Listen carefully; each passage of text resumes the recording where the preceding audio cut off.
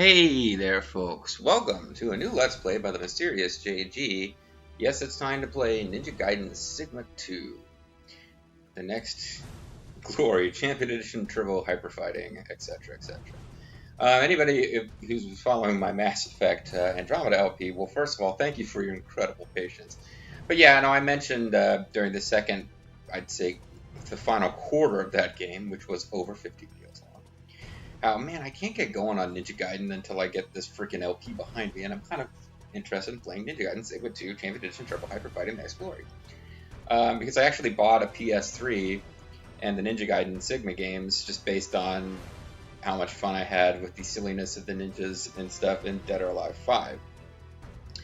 And they're also fun side characters in Warriors Orochi 3, which I'm not planning to Let's Play that, so don't ask. But yeah, Ninja Gaiden Sigma 2. So, Ninja Gaiden Sigma 2 this might come as a surprise to you guys, but it is the sequel to Ninja Gaiden Sigma. You can go back and watch my Let's Play of Ninja Gaiden Sigma if you'd like to, but I want to get something very clear very early in this because it became an issue for one or two people in the comments section. I am not a super pro badass gamer. If I was going to take pride in my gaming abilities, I'd be more inclined to try to pass myself off as being competent in strategy games than in these action type games anyway. And maybe to a certain extent on the old style 2D fighters, I was not terrible at one time. But no, I mean, I don't really, I'm playing through the Mega Man games and giving Lethal a good laugh every so often.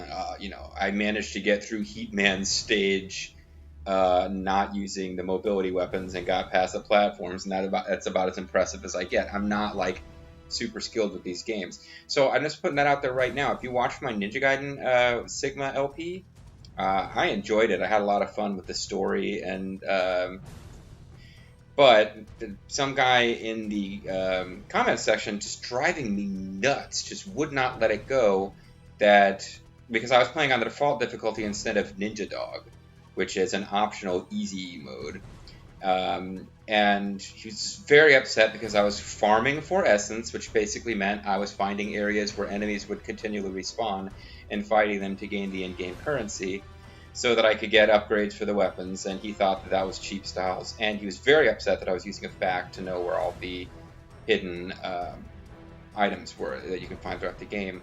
So I'm just putting it out there right now. This game has two starting difficulty levels. One is clearly easy and one is clearly normal, and you unlock hard, super duper hard, etc. by winning the game.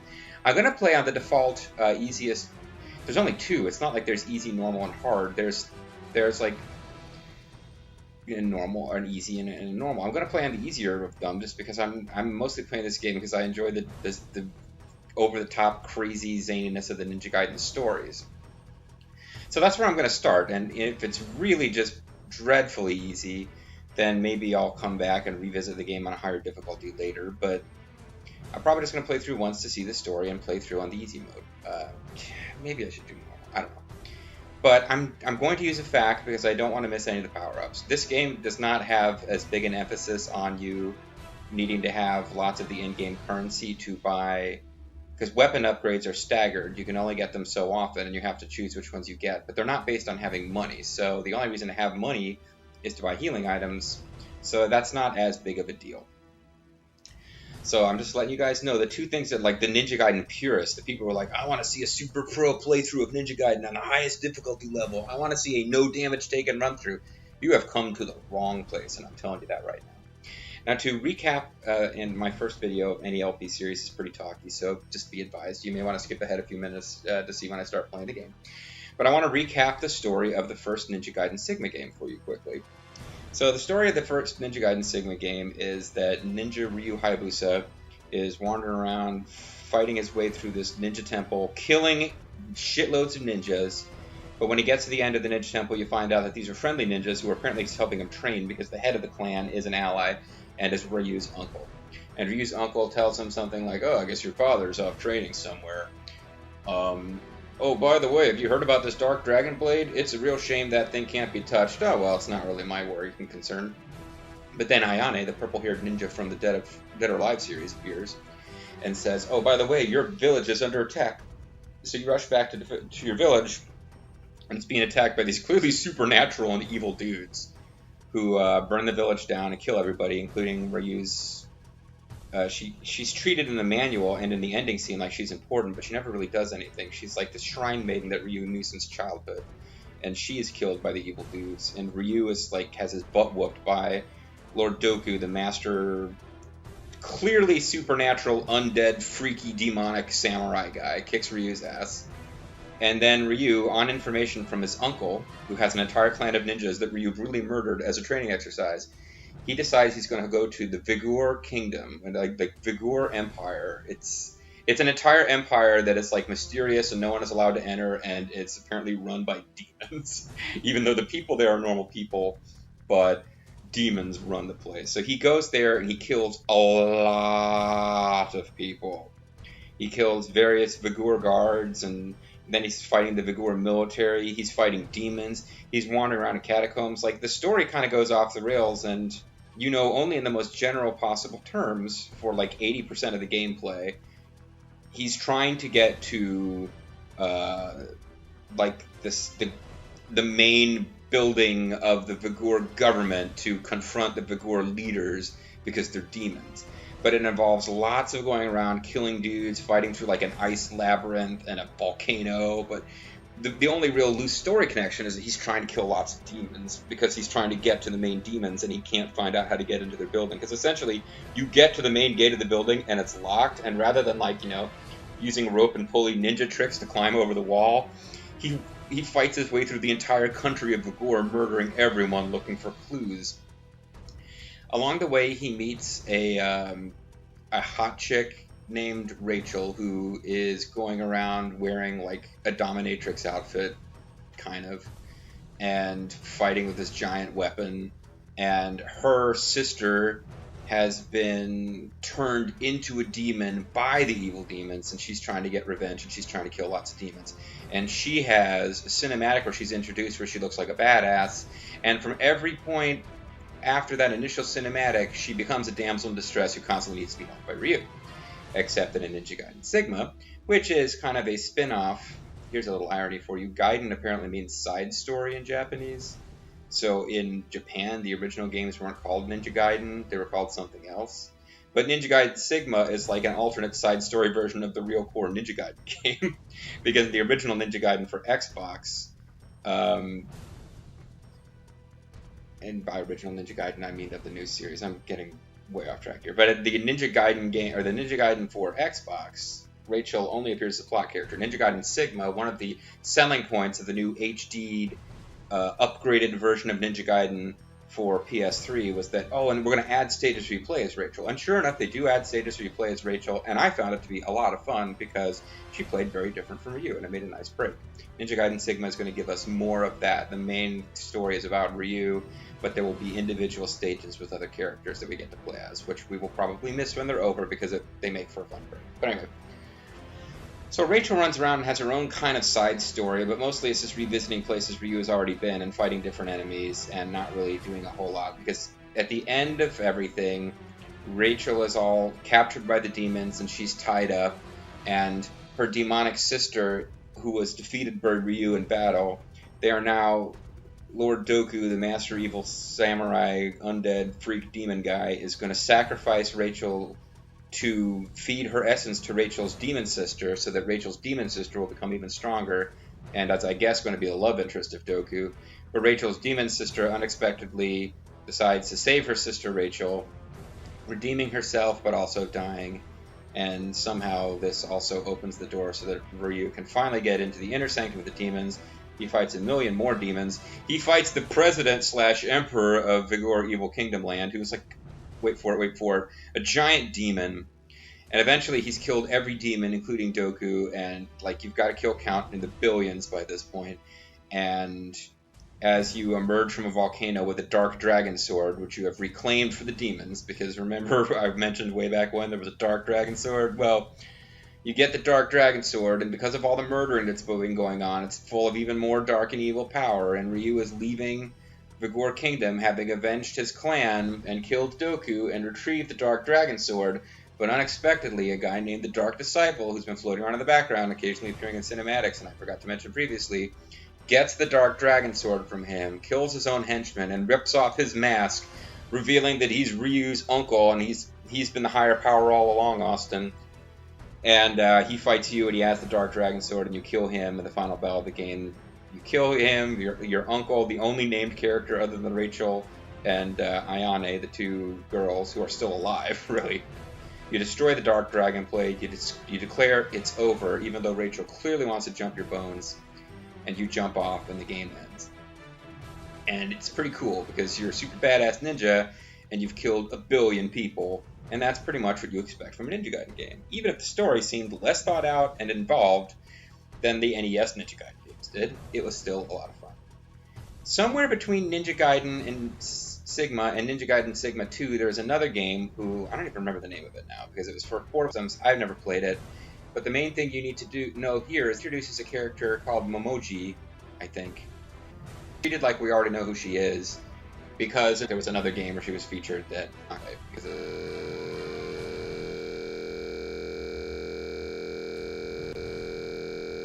that was too much. But she is, like, she's kind of a weird amalgam of a shrine maiden, but she's also learning ninja combat skills because she's a student of Ryu's. So that's a thing. But Ninja Gaiden Sigma will mostly feature following Ryu around and his fighting adventures, but it will also feature a stage where we get to play as Momoji, Ryu's female, because all the sidekicks are female. His female sidekick, Momoji, will show up. Rachel will show up, although I don't believe she into the main game, the original Ninja Gaiden 2 for the Xbox 360. Sigma, again, is a sort of Champion Edition turbo port of the Xbox 360 game for the PS3. And then we eventually also get to play as Ayane, which I'm looking forward to. I think that'll be fun for a change of pace. Ayane apparently have some small plot role in the game, even as the main game, and just she's thrown in there for funsies in the Sigma version. Prominent enemy, because I have played this game for a few minutes, and I'm halfway through the video now. We played this game last night, make sure I still knew the controls and that they were essentially the same as Ninja Gaiden Sigma. So I played through the very first stage, and we're going to start over. But that's why Team Missions is unlocked, because that's not unlocked until you beat the first stage. I played through the first stage, and we fight a lot of the Black Spider Ninja Clan. The Black Spider Ninja Clan, I remember to mention them in my recap of Ninja Gaiden Sigma's plot.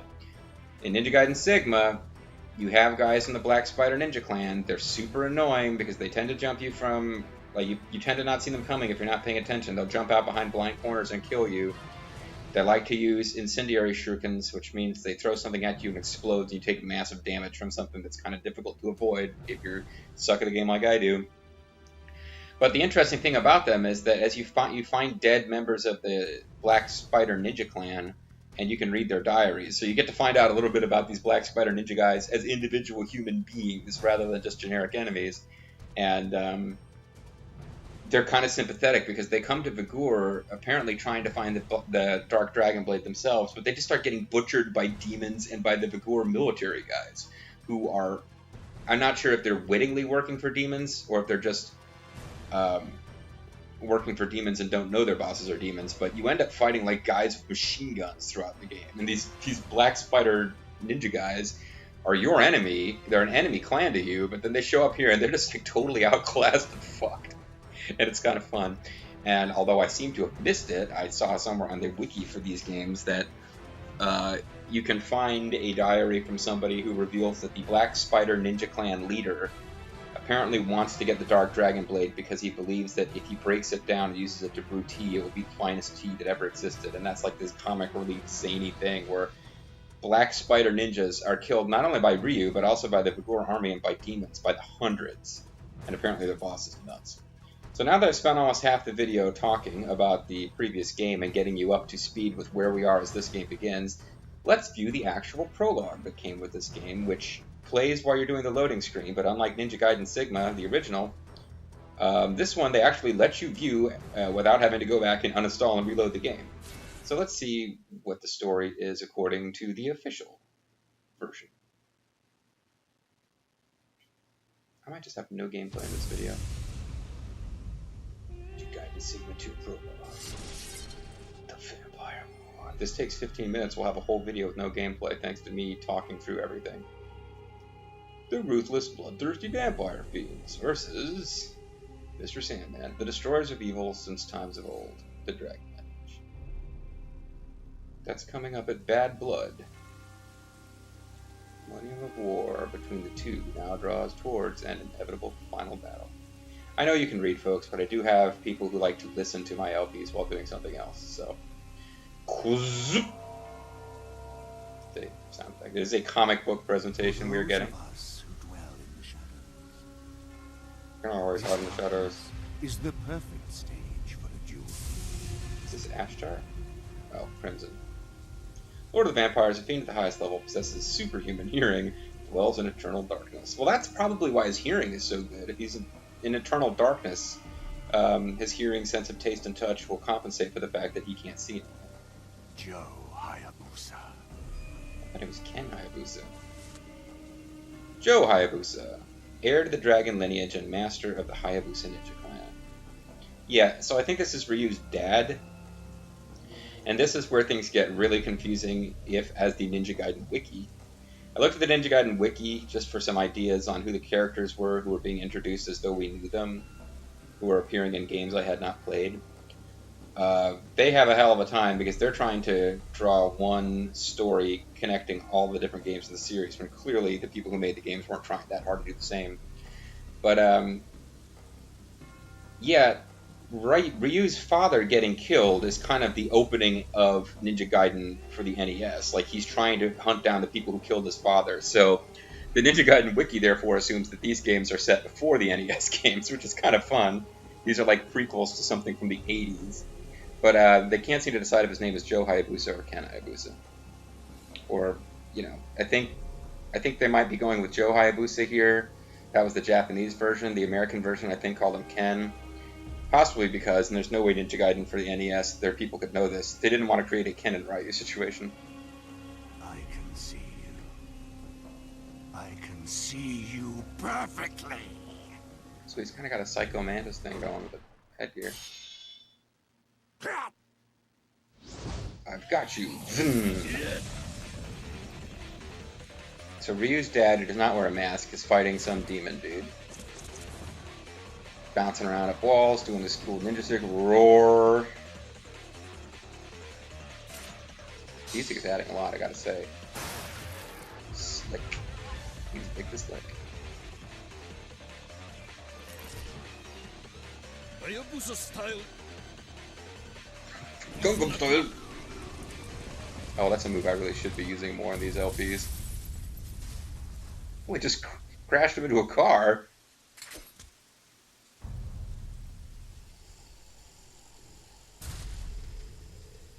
So he, like, spinning pile drivers a demon into a car, and the demon still gets up, and that's more than that to finish me. And that's part of what's so impressive about this demon ninja. Oh, he just bit Ryu's dad. So is that going to turn his dad into a vampire?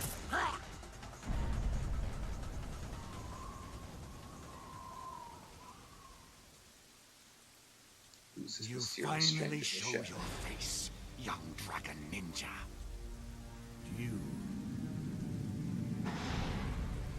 Ryu finally shows his face. Ryu Hayabusa, a young ninja of the Hayabusa clan. An expert in his art, he is a master ninja. And he, of course, walks out to the master ninja theme song.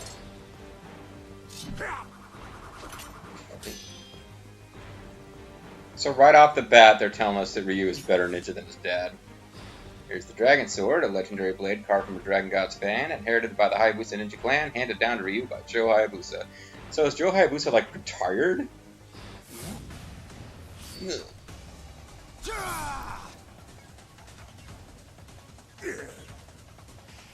Return to the darkness that spawned you. Go back to your mom, in other words.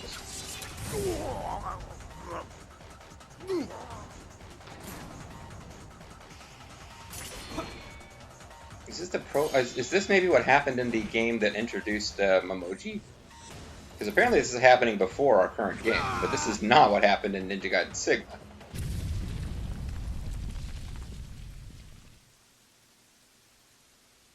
I'm getting confused because I've got a capture window and I've got my TV, so I keep seeing the delay and it's confusing me. I shouldn't be looking at the TV or the capture window at all. Crumble! That darkness. They do love their Ks. That darkness, yeah. Spawned you as well. Wait, what? So maybe we should both return to the darkness that spawned us. I'll accompany you. Oh no, Joe Hayabusa / Ken Hayabusa knocked Ryu out of the way and took a hit of some kind of super beam. So maybe he dies in both versions. Or maybe Ken and Joe Hayabusa are two separate people.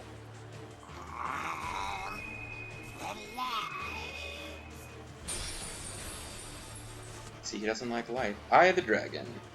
The priceless treasure of the dragon lineage, its fearsome power is entrusted to the Dragon Shrine Maiden. Oh, I guess that is... Hold on, I gotta take it here. So I guess the Dragon Shrine Maiden, I don't know if that's Momoji, who we'll be seeing later, or if that is the character who got killed that appears in Ryu's ending scene. Well, he flashes back to her, and her ghost or something empowers the dragon sword. There's all sorts of weird, barely explained supernatural stuff going on here. So maybe Momoji takes over as Dragon Shrine Maiden after this other girl dies. But either way, Joe Hayabusa he's got the Eye of the Dragon. Thrill of the fight. No! Do it now! But his super hearing! How can you possibly destroy him? His super hearing will protect him! Well, looks like we destroyed him. Good game, folks.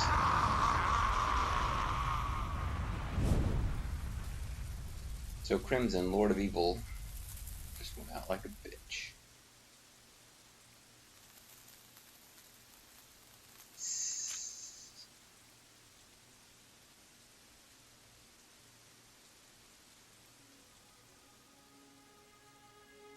In time, it will come to be called the Vampire War. You mean that one fight?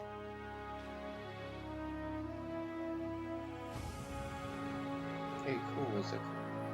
Sure. The light of dawn drives away the darkness once again. Not that we ninjas believe in these silly Western religions, but we do like to use their symbolism in our vampire games. Darkness is destined to lift in the end. Eventually, there will be 24-hour sunlight and everyone will go nuts.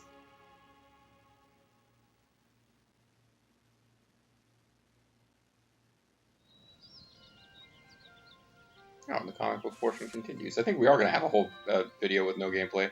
Hayabusa, the ancestral home of the dragon lineage, hidden in the shadow of Mount Fuji, home of the Hayabusa clan, or whatever that other name Mount Fuji had in that one episode of Uncharted Waters that Bobo and Zerfall did. Maybe that's the real secret. It's supposed to be in the hidden in the shadow of Mount Fuji, but it's actually in the shadow of some other mountain that Zerfall and Bobo made up. An action slide sound effect. Oh, there's Momoji anyway. Significantly more detailed than the other characters. And with significantly bigger breasts. Oh, it's Momiji. I suppose I'll hear her name spoken aloud soon enough and we'll be able to get it right from that point on. The younger sister of the... Yeah, in every other game, because she shows up as a DLC character in Dead or Alive 5. She's in Warriors Orochi 3. Those are all games where Koei decided to go with the... Because she's not in the story mode for Dead or Alive 5. So you never hear her referred to by name by anybody. And then in Warriors Orochi 3, they didn't bother to do an English language dubbed soundtrack. So, I don't really know how her name is supposed to be pronounced when you're not supposed to be doing a Japanese accent. But she is the young sister of the Shrine Maiden Kuriha. Oh, okay. Kuriha is... Ryu's childhood friend who they treat her like she's really important, but we never really got to meet her at all. Who sacrificed her life in the Dark Dragon Blade incident. The latest Dragon Shrine Maiden, she is a genius with a sword. As all Shrine Maidens should be, she's an expert at killing people. And of course, as a female character in this series, she has huge breasts. Because even Ayane, who looked like kind of a normal teenage girl in Ninja Gaiden Sigma, is going to be like this over-the-top huge breast chick in this game, just be warned. How is Master Joe? You mean Ken? He'll be fine. Well, except that he got bit by a vampire. Everybody's really excited about that. And they're really excited that he's going to be okay. Da-da-da. Master Ryu, we just received word. Ayane's breast has Shadow has exploded. fallen over Tokyo. Oh, it's some cliffs. Chill out.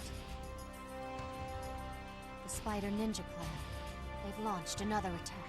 Oh man, those guys. Jerks. Black Spider Clan. A clan of evil ninja that has plagued the Hayabusa time and time again. Craving nothing save power, their twisted hungers twisted their bodies as well. Oh, and I believe that evil sorceress in the top right corner appeared in the game that we're not going to be playing and is supposed to have died. So if she appears again in this game and everyone acts like shocked that she's still alive, that's why we're supposed to already know who she is.